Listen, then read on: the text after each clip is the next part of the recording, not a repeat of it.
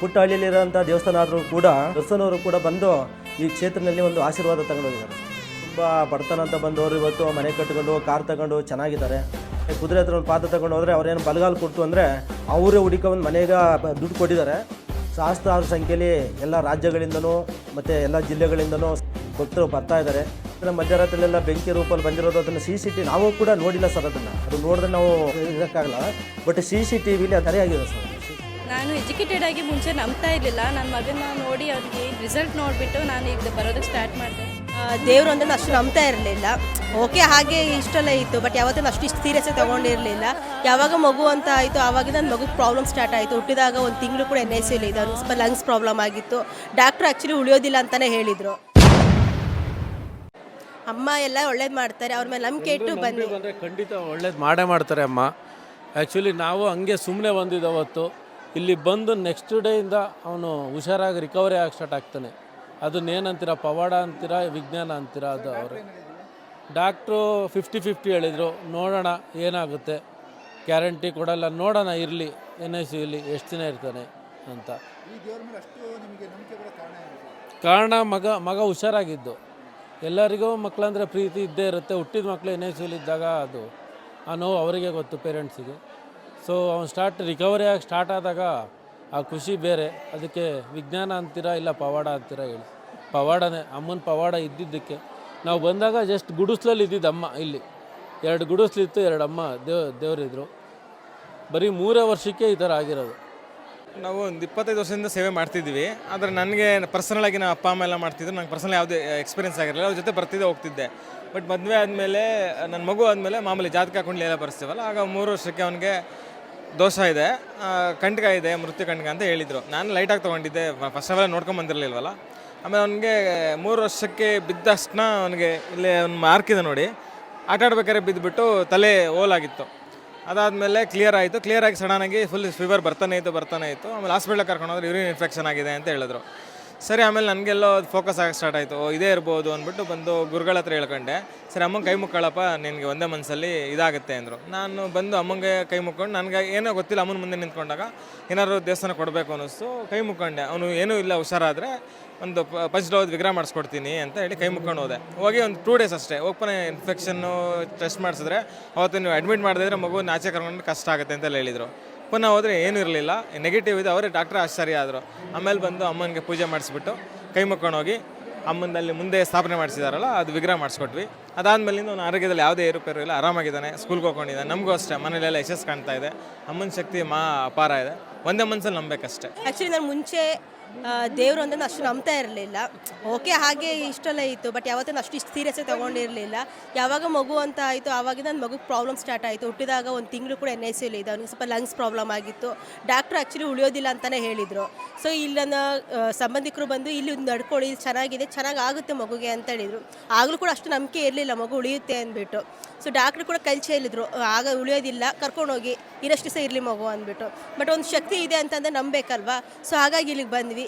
ಈಗ ಇಲ್ಲಿಗೆ ಬಂದು 4 ವರ್ಷ ಆಯಿತು. ಈಗ ನನ್ನ ಮಗುಗೆ ಯಾವುದೇ ರೀತಿ ಆರೋಗ್ಯ ಸಮಸ್ಯೆ ಇಲ್ಲ. ಹಾಗೆ ನಮ್ಮದು ಯಾವುದೇ ರೀತಿ ಆರ್ಥಿಕ ತೊಂದರೆ ಆಗಲಿ, ಬೇರೆ ಯಾವುದೇ ರೀತಿ ತೊಂದರೆ ಇಲ್ಲ. ನಾವು ಇವಾಗ ಚೆನ್ನಾಗಿದ್ದೇವೆ. ಸೊ ಇದು ಕೆಲವ್ರಿಗೆ ಯಾರಿಗೆ ತೊಂದರೆ ಇದೆ ಅವರು ಬಂದು ಇಲ್ಲಿ ನಿಮ್ಮ ಪ್ರಾಬ್ಲಮ್ನ ಸಾಲ್ವ್ ಮಾಡ್ಕೊಳ್ಳಿ, ಎಲ್ಲ ಒಳ್ಳೇದಾಗುತ್ತೆ. ಪವರ್ಫುಲ್ ಅಂತಂದರೆ ನಿಮ್ಗೆ ಆ್ಯಕ್ಚುಲಿ ಏನೇ ಆಗಬೇಕು ಅಂತಂದ್ರೆ ಅದಾಗೆ ಆಗುತ್ತೆ. ಆದರೆ ಒಳ್ಳೆ ಮನಸ್ಸಿಂದ ನೀವು ನಡ್ಕೋಬೇಕು ಅಷ್ಟೇ. ಒಂದೇ ನಂಬಿಕೆ ಇಟ್ಕೊಂಡು ನಡ್ಕೊಂಡ್ರೆ ಎಲ್ಲ ಒಳ್ಳೇದೇ ಆಗುತ್ತೆ. ಯಾರಿಗೂ ಕೆಟ್ಟದ್ದು ಬಯಸಬೇಡಿ, ನಿಮ್ಗೆ ಒಳ್ಳೇದಾಗಬೇಕು ಅಂತ ಅಷ್ಟೇ ಮಾತ್ರ ಬಯಸಿ. ಈಗ ಕೆಲವರು ಹೇಳ್ತಾರೆ ಹಾಗಂತ ಎಲ್ಲಾದರೂ ನಾವು, ಕೆಲವರು ಇನ್ನೊಂದು ಕಡೆ ಎಲ್ಲ ಬೂಟಾಟಿಕೆಗಳು ನಡೀತಾ ಇದೆ. ಸೊ ಹಾಗಾಗಿ ಕೆಲವ್ರಿಗೆ ನಂಬಿಕೆ ಇರೋದಿಲ್ಲ. ಬನ್ನಿ ಫಸ್ಟ್ ನೋಡಿ ಹೇಗಿದೆ ಅಂತ. ನಿಮ್ಮದು ನಂಬಿಕೆಗಳು ಇಲ್ಲಿ ಬಂದ ಮೇಲೇ ನಿಮಗೆ ಅದು ಶಕ್ತಿ ಇದೆಯಾ ಇಲ್ಲೋ ಅಂತ ನಿಮಗೆ ಗೊತ್ತಾಗೋದು. ಬನ್ನಿ ನಮ್ಮ ದೇವಸ್ಥಾನದಲ್ಲಿ ನೋಡಿ, ನಿಮ್ಮ ಪ್ರಾಬ್ಲಮ್ ಎಲ್ಲ, ತೊಂದರೆ ಎಲ್ಲ ನಿಮಗೇನು ಎಲ್ಲ ಕ್ಲಿಯರ್ ಆಗುತ್ತೆ. ಒಂದು ನಂಬಿಕೆ ಇರಬೇಕು ಮೊದಲನೇದಾಗಿ. ನಂಬಿಕೆ ಇತ್ತು ಅಂದರೆ ಮಾತ್ರ ಎಲ್ಲ ಒಳ್ಳೆಯದಾಗುತ್ತೆ. ನಮ್ಮದು ಹುಣಸೂರು ತಾಯಿ ಮನೆ. ನಾನು ಮದುವೆ ಆಗಿರೋದು ಹಂಪಾಪುರ, HD ಕೋಟೆ ಹಂಪಾಪುರ. ನಾನು ಮದುವೆ ಆಗಿ 1 ವರ್ಷದಲ್ಲಿ ನನಗೆ ಗಂಡು ಮಗು ಇದೇ ಥರ ಎಕ್ಸ್ಪೈರ್ ಆಗಿಬಿಡ್ತು. ಸ್ವಲ್ಪ ಹುಷಾರಿರಲಿಲ್ಲ. ಎಲ್ಲ ಅಂದರೆ ಹಾಸ್ಪಿಟಲ್ ಎಲ್ಲ ತೋರಿಸಿದ್ವಿ, ಏನಾಯಿತು ಅಂತ ಏನು ಗೊತ್ತಾಗಲಿಲ್ಲ. ಇದಕ್ಕಿದ್ದಾಗೆ ಹುಷಾರು ತಪ್ಪಿ ಅದು ಎಕ್ಸ್ಪೈರ್ ಆಗಿಬಿಡ್ತು. ಆಮೇಲೆ ಅಮ್ಮನ ಹತ್ರ ಬಂದಿದ್ವಿ. ಅಮ್ಮನ ಹತ್ರ ಬಂದು ನಮಗೆ, ನಾನು ತುಂಬ ಡಿಪ್ರೆಷನ್ಗೆ ಹೊರಟೋಗ್ಬಿಟ್ಟಿದ್ದೆ. ನಂಗೆ ತುಂಬ ಹುಷಾರಿರ್ತಿರ್ಲಿಲ್ಲ. ಮಗುದೇ ಒಂದು ಯೋಚನೆ ಆಗಿಬಿಟ್ಟಿತ್ತು. ಆಮೇಲೆ ನಾನು ಇಲ್ಲಿ ಅಮ್ಮನ ಹತ್ರ ಬಂದು ಹರಕೆ ಮಾಡಿಕೊಂಡು, ಅಮ್ಮ ನನಗೆ ಒಂದು ಕಳ್ಕೊಂಡಿದ್ದೀನಿ ಅಮ್ಮ, ಇನ್ನೊಂದು ಮಗು ನನಗೆ ಇದೇ ಮಗುನ ಇನ್ನೊಂದು ಕೊಡಮ್ಮ ಅಂತ ಅಮ್ಮನ ಹತ್ರ ಬಂದು ಹರಕೆ ಎಲ್ಲ ಮಾಡ್ಕೊಂಡ್ಮೇಲೆ ನನಗೆ ಅದೇ ಗಂಡು ಮಗು ಮತ್ತೆ ಆಗಿದೆ, ನನಗೆ ಇವನೇ ಮಗ. ಇನ್ನು ಇಲ್ಲಿಗೆ ಬರೋಕ್ಕೆ ಮೊದಲೇ ನಮ್ಗೆ ತುಂಬ ಕಷ್ಟಪಡ್ತಾ ಇದ್ವು. ಅಲ್ಲಿ ಊಟಕ್ಕೆಲ್ಲ ಕಷ್ಟ ಇತ್ತು. ಆಸ್ತಿ ಇದ್ದರೂ ನಮಗೇನು ಕೊಟ್ಟಿರಲಿಲ್ಲ ನಮ್ಮ ಮನೆಯವ್ರುಗಳು. ಆಮೇಲೆ ತೊಂದರೆಗಳು ಕೊಡೋದು. ಇವನಿಗೆ ತಕ್ಕ ಸೀರಿಯಸ್ ಆಗಿಬಿಟ್ಟು ಮೈಸೂರಿಗೆ ಅಡ್ಮಿಟ್ ಮಾಡಿದ್ವು. ಡಾಕ್ಟ್ರು ಆಗೋದೇ ಇಲ್ಲ ಅಂತ ಹೇಳಿದರು. ಅದು ಇಲ್ಲಿ ಬಂದಮೇಲೆ ಅಮ್ಮ ಆಗೋದೇ ಇಲ್ಲ, ತುಂಬ ಕಷ್ಟ ಆಯ್ತದೆ, ಉಳಿಯೋದೇ ಇಲ್ಲ ಅಂತ ಹೇಳಿದರು. ಅದೆಲ್ಲ ಹುಷಾರಾಯಿತು. ಆಮೇಲೆ ಆಸ್ತಿ ಎಲ್ಲ ಕೊಟ್ಟಿರಲಿಲ್ಲ, ಅದೆಲ್ಲ ಬರಂಗೆ ಮಾಡಿಕೊಟ್ರು. ಇವಾಗ ಒಂದು ವರ್ಷದಲ್ಲಿ ನಮಗೆಲ್ಲ ದುಡ್ಡು ಬರಂಗೆ ಮಾಡಿಕೊಟ್ಟವ್ರೆ, ಬರೋದು ನಮ್ಮ ಕಡೆದು. ಸಮಸ್ಯೆ ಇಲ್ಲಿಗೆ ಬರೋಕ್ಕಿಂತ ಮುಂಚೆ ತುಂಬಾ ಅಗಾಢವಾಗಿತ್ತು. ನಾವು ಇಲ್ಲಿಗೆ ಬಂದ ಮೇಲೆ ಅಮ್ಮನಿಗೆ ನಮ್ಮದು 15 ವರ್ಷ ಆದರೂ ಕೇಸು ತೀರ್ಮಾನ ಆಗಿರಲಿಲ್ಲ. ಕೋರ್ಟ್ಗೆ ಹೋಗ್ತಾ ಇದ್ವಿ, ಕೇಸ್ ನಡೀತಾನೆ ಇತ್ತು, ಆಗ್ತಾನೆ ಇತ್ತು. ಅದೇ ಥರ ನಾವು ಇಲ್ಲಿ ಬಂದು ಅಮ್ಮನಿಗೆ ಕೈ ಮುಕ್ಕೊಂಡು ಕೇಳ್ಕೊಂಡಾದ್ಮೇಲೆ ಅಲ್ಲಿ ಅಮ್ಮ ಬಂದಾದ್ಮೇಲೆ ನಮ್ಮ ಕೇಸ್ ಡಿಸೈಡ್ ಆಯಿತು ಒಂದೇ ಸತಿಗೆ. 2 ಸತಿ, ಒಂದು ಸತಿ ಇಯರಿಂಗ್ ಕೊಟ್ಟರು, ಮತ್ತು ಇನ್ನೊಂದು ಸತಿ ಹೋಗಿ ನಾವು ಕೇಳಿದ್ಮೇಲೆ ಎಲ್ಲ ಅಲ್ಲೇ ತೀರ್ಮಾನ ಆಗಿ ನಮಗೀಗ ಜಮೀನು ನಮ್ಮದೇ ಆಗಿ ನಮ್ಮಂತನೇ ಎಲ್ಲ ಆಗಿದೆ.